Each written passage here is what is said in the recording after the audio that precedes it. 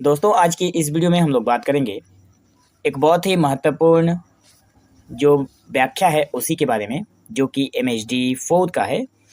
और व्याख्या यह है कि यह आत्महत्या होगी प्रतिध्वनित इस पूरी संस्कृति में, दर्शन में, धर्म में, कलाओं में, शासन व्यवस्था में। आत्मघात होगा बस अंतिम लक्ष्य मानव का। तो हम लोग इस वीडियो में इसी पंक्ति की व्याख्या को देखेंगे। तो बढ़ते आगे और सबसे पहले हम लोग संदर्भ लिखेंगे। आखिर अगर अचानक आप लोगों को एग्जाम में ये जो पंक्ति है वो मिल जाती है, तो आप लोग समझ नहीं पाएंगे कि ये पंक्ति किस मतलब कहाँ से उठा कर दिया गया है, कहाँ है ये पंक्ति आप लोगों के MHD 4 के बुक में। ठीक है, जब आप लोग MHD 4 का एग्जाम देने जाएंगे, अगर ये पंक्ति आ जाती है तो आप लोगों को निश्चित ही बहुत तकलीफ़ों का सामना करना पड़ेगा कि ये कौन सी कविता का, कौन से नाटक का, कौन से मतलब गद्य रचना से लिया गया है। तो सबसे पहले आप लोग ये देखिए, संदर्भ में हम लोग लिखेंगे कि प्रस्तुत अवतरण या फिर प्रस्तुत पंक्तियां हमारी पाठ्यपुस्तक MHD 4 जिसका नाम है नाटक और अन्य गद्य विधाएं में संकलित है। धर्मवीर भारती द्वारा रचित प्रसिद्ध जो नाटक काव्य है अंधा युग से ली गई है। ठीक है, नाटक है अंधा युग, जो महाभारत के 18वें दिन के युद्धोत्तर काल को केंद्र में रखकर रचा गया एक प्रतीकात्मक और दार्शनिक नाटक है।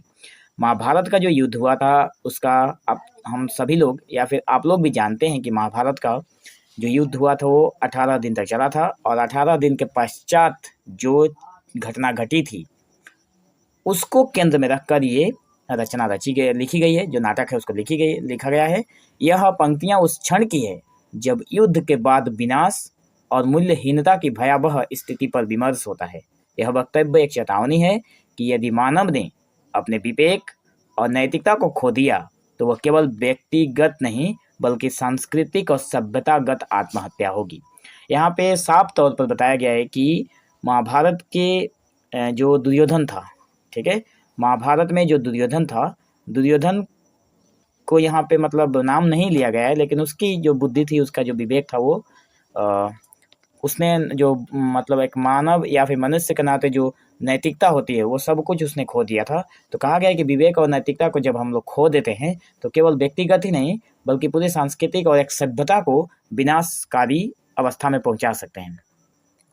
तो प्रसंग के तौर पर हम लोग लिखेंगे कि यह संवाद उस समय आता है जब युद्ध समाप्त हो चुका है, संपूर्ण कुरुक्षेत्र रक्त से लथपथ है और नैतिक मूल्य युद्ध की विभीषिका में बिखर चुके हैं। ठीक है, ये उस समय आता है, ये जो पंक्ति है कि युद्ध समाप्त हो चुका है, पूरा जो कुरुक्षेत्र है वो रक्त से सना हुआ है और नैतिक मूल्य सारी चीज़ें खत्म हो चुकी हैं, बिखर चुके हैं। महाभारत के अंतर्गत यहाँ पे गांधारी, अश्वत्थामा, युधिष्ठिर और अन्य पात्र इस घातक पराजय और संहार की गूंज के बीच आत्मचिंतन करते हैं। पराजय और जय का जो आत्मचिंतन कर रहे हैं, युधिष्ठिर है, अश्वत्थामा है, गांधारी है। इसी चिंतन के क्रम में यह विचार उभरता है कि जब समाज युद्ध की अंधी दौड़ में विवेक, धर्म, कला, संस्कृति और शासन व्यवस्था को रौंद डालता है, तब वह केवल युद्ध नहीं करता, वह आत्महत्या करता है। इस चेतावनी को कवि ने बहुत गहरे और दार्शनिक रूप में प्रस्तुत किया है।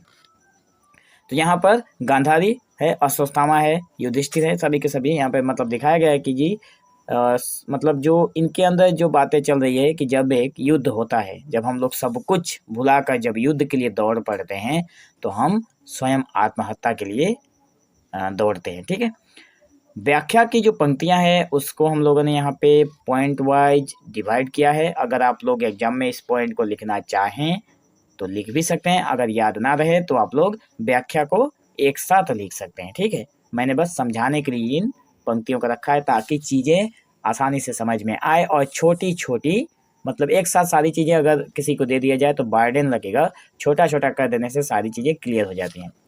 तो आत्महत्या का क्या प्रतीकात्मक अर्थ रखा गया है, मतलब आत्महत्या के प्रतीक का क्या अर्थ है। यहाँ पर आत्महत्या किसकी हो रही है उसका एक प्रतीक के रूप में रखा गया है। यहाँ आत्महत्या शब्द केवल शारीरिक मृत्यु के लिए नहीं रखा गया है बल्कि सभ्यता और संस्कृति के मूलभूत मूल्यों के अंत के प्रतीक के रूप में रखा हुआ है कि उस समय जो संस्कृति चल रही थी, उस समय जो सभ्यता थी, ठीक है, वो सारी की सारी चीज़ें महाभारत के युद्ध के बाद खत्म हो गई। कभी यह इंगित करता है, जो यहाँ कवि हैं वो इंगित करते हैं, ठीक है, कि जब मानव स्वयं को ही अपने बनाए धर्म, कला, दर्शन और शासन के उच्च आदर्शों को नष्ट करने पर तुल जाए तो वह स्वयं अपने अस्तित्व को मिटा देता है।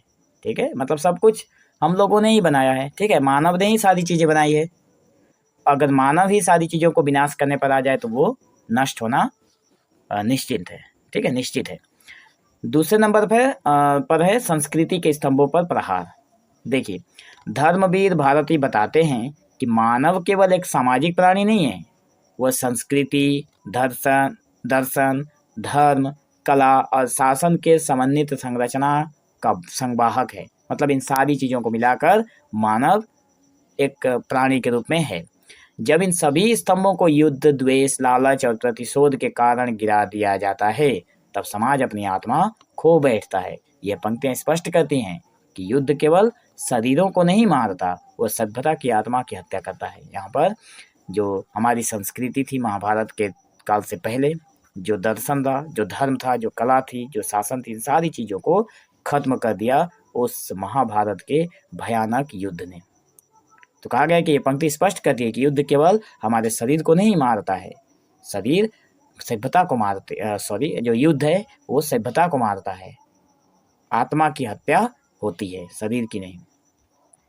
विचारधारा की हत्या, देखिए यह चेतावनी भी है कि यदि दर्शन और धर्म में हिंसा और प्रतिशोध को उचित ठहराया जाएगा तो वे अपनी मूल भूमिका खो देंगे।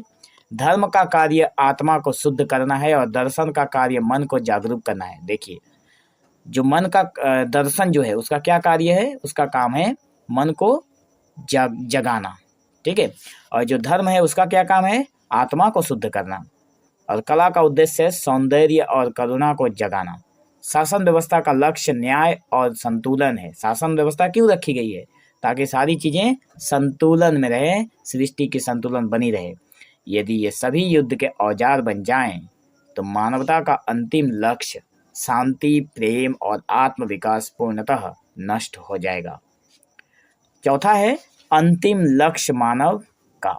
देखिए, कवि यहाँ मानव के अंतिम लक्ष्य की ओर इशारा करते हैं, अर्थात वह उद्देश्य जिसके लिए मानव समाज, संस्कृति और शासन की रचना करता है। मतलब देखिए, मनुष्य जो है या फिर मानव जो है, जिन चीज़ों के लिए समाज को बनाता है, संस्कृति को बनाता है, शासन बना कर रखता है, वो है आत्मिक विकास, अपने आत्मा की विकास, ठीक है, अंदरूनी विकास, विवेकपूर्ण जीवन जीना और न्यायपूर्ण समाज की जो हमारा मानव है वो बनाना चाहता है, ठीक है, न्यायपूर्ण समाज बनाना चाहता है, विवेकपूर्ण जीवन बनाना चाहता है, आत्मिक विकास करना चाहता है, ठीक है। लेकिन जब यह लक्ष्य ही भुला दिया जाए और केवल शक्ति, विजय और प्रतिशोध ही उद्देश्य बन जाए, इन सारी चीज़ों को भुलाकर केवल एक बात अगर मनुष्य के दिमाग में घुसा दिया जाए कि तुम्हारे पास शक्ति है, तुम विजय हो सकते हो, तुम्हें प्रतिशोध या फिर तुम्हारे अंदर प्रतिशोध लेने की शक्ति है, तो यह एक आत्मघाती मार्ग बन जाता है। यह स्थिति केवल बाह्य या फिर बाहरी विनाश नहीं बल्कि आंतरिक आत्मविनाश भी हो जाती है और सारा सृष्टि जो जगत है, सारी मानव सभ्यता की बनाई हुई सारी चीज़ें खत्म हो जाती है। तो निष्कर्ष के तौर पर हम लोग यही कहेंगे कि यह पंक्तियां एक गहन दार्शनिक और सामाजिक चेतावनी है। धर्मवीर भारती अपने इस नाटक में युद्ध की विभीषिका को केवल कुरुक्षेत्र तक सीमित नहीं रखते बल्कि उसे समकालीन समाज पर भी लागू करते हैं। ये शब्द हमें झकझोरते हैं कि यदि हम मानव मूल्यों, विवेक और न्याय के मार्ग से हटकर केवल शक्ति और वर्चस्व की होड़ में लगें, मतलब केवल अपने शक्ति का प्रदर्शन करने में लगें, सारी चीज़ों को भुलाकर, तो हम अपने ही हाथों अपनी संस्कृति की हत्या कर देंगे। अंधा युग वास्तव में एक पौराणिक नाटक नहीं है बल्कि आधुनिक सभ्यता की चेतना को झकझोरने वाला एक अमर दर्पण है जो ये बताता है कि मानवता की रक्षा केवल युद्ध से नहीं बल्कि विवेक, करुणा और सांस्कृतिक चेतना से ही संभव है। तो दोस्तों, मैं आशा करता हूँ कि आप लोगों को ये जो आंसर है वह अच्छा लगा होगा, क्योंकि बहुत सारे लोगों ने रिक्वेस्ट किया था कि सर वीडियो हमारे लिए कुछ इंपॉर्टेंट वीडियोस दीजिए। तो मैं समझता हूँ कि जितने भी प्रीवियस ईयर के जो आए हुए क्वेश्चन हैं उनमें से एक कभी कभी कॉमन पढ़ जाते हैं, कॉमन चीज़ें होती है। और रही बात इस PDF की, तो अगर आप लोग इस PDF को लेना चाहते हैं तो दिए गए नंबर पर कांटेक्ट कर सकते हैं, जो कि डिस्क्रिप्शन में मिलता रहेगा। ठीक है, तो आज की इस वीडियो में बस इतना ही। हम लोग फिर से एक नए वीडियो में हाजिर होंगे, जो कि आप लोगों के एग्जाम के लिए बहुत ही इंपॉर्टेंट होगा।